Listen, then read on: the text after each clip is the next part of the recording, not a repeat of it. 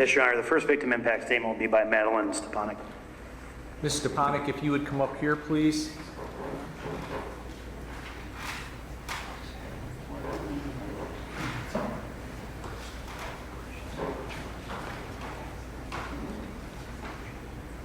Have a seat.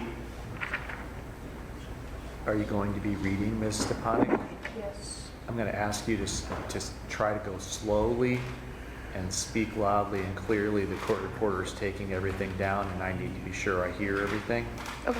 Go ahead. All right. Hello, judge and courtroom. My name is Linn Stepanek. I'm one of the victims of the crime Stanley Donahue committed on June 20th of 2021. That day is one day in my life that I will never forget, as it was the scariest night I've ever experienced. At that time, I was a newly graduated 18-year-old girl excited to go to college. I was working at a place that she had grown up, where she had never felt unsafe, but that night changed that feeling completely. I had worked at Casey's for close to 2 years at that point and never had a concern for my safety while at work.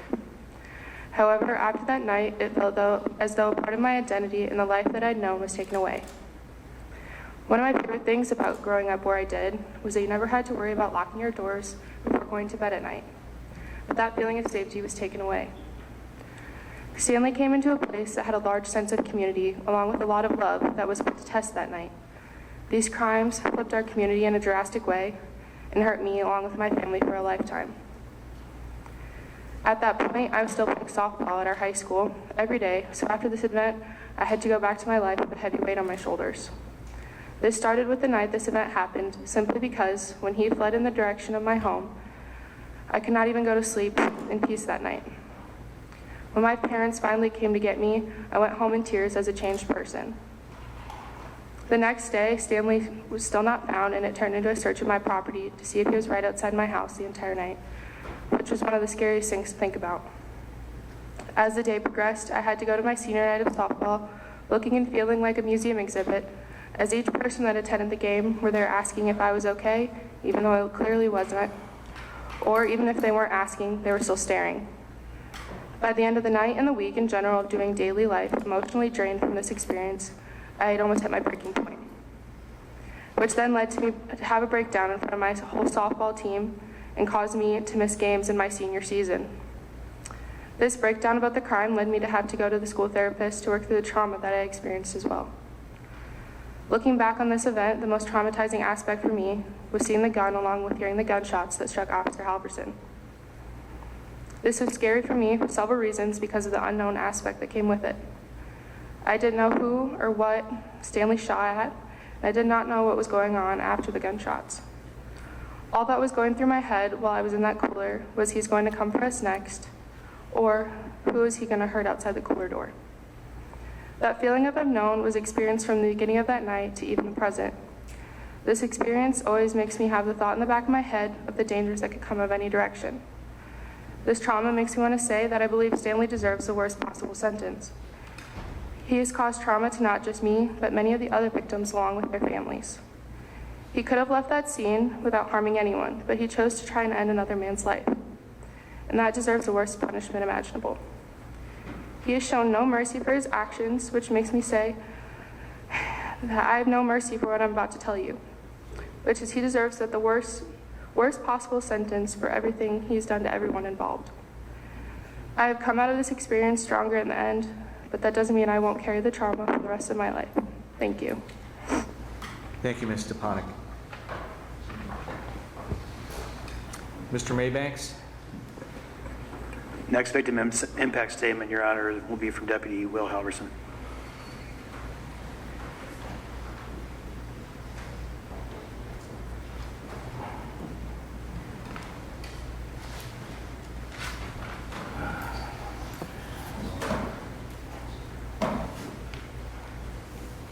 Have a seat, Deputy Halverson. I'll tell you the same thing I told Ms. Stepanek. Try to speak slowly. My memory from the trial is you tend to talk fast. And Ms. Jellison's got to try to keep up, and I want to make sure I'm catching everything. So if you can't slow down, try to pause awkwardly periodically, okay? I can do that, Your Honor. Go ahead. Your Honor, the following is my victim impact statement. Mr. Donahue, I'm sorry. I know that's weird to hear from the man you shot 7 times, saying he's sorry, but that's what I got. I'm sorry you didn't have the strength to pull that trigger one more time. I'm sorry you didn't have the courage to take my life, because it could have been worse for me. Your words, not mine. Maybe if you'd just pulled that trigger one more time, you would have gotten away. You may not care about what your actions did or whose lives it affected. And honestly, that's fine. It's not my job to make you feel bad for what you did. Because in the end of the day, I'm going to move on with my life. I'm going to enjoy the sun on my skin, the wind in my hair, freedom. I'm going to enjoy my freedom. I'm going to enjoy being able to stay up as late as I want every night. Leave my TV on and not even watch it. I'm not going to have anyone tell me it's time to go to bed or to lock down.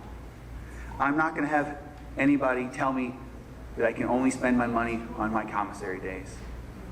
I'm not going to have anyone tell me to turn around and cuff up, to take all my clothes off and do a strip search when I go in and out of visits every day.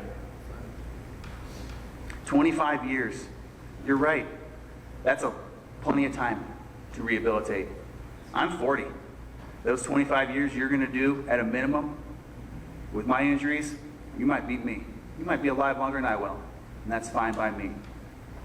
It's okay to feel scared about spending the rest of your life in prison.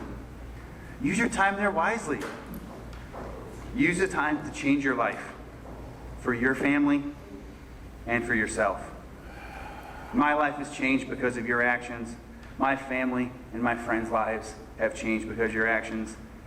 My coworkers, the citizens of Linn County lives have changed because of your actions. Maddie and Jake's lives have changed because of your actions. They've all changed forever. If you don't want to change or make something in your life, with little life you're going to have left, that's fine. It's your choice. When you get down to Oakdale, tell them T.I. said hi. Thank you, sir. Any more, Mr. Maybanks?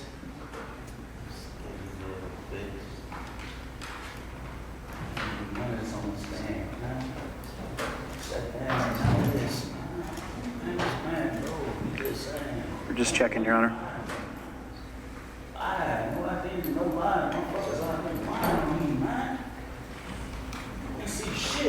No further victim impact statements, Your Honor. Never seen that thing, no nothing.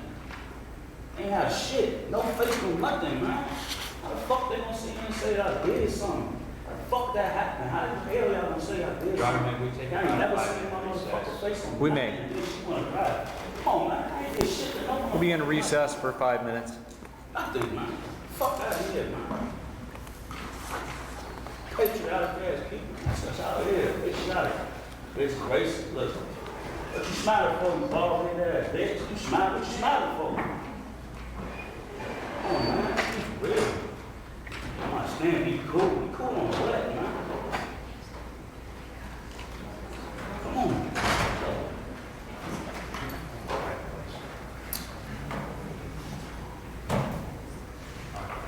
Ain't seen shit. No face, no nothing. You want to cry. And he want to laugh.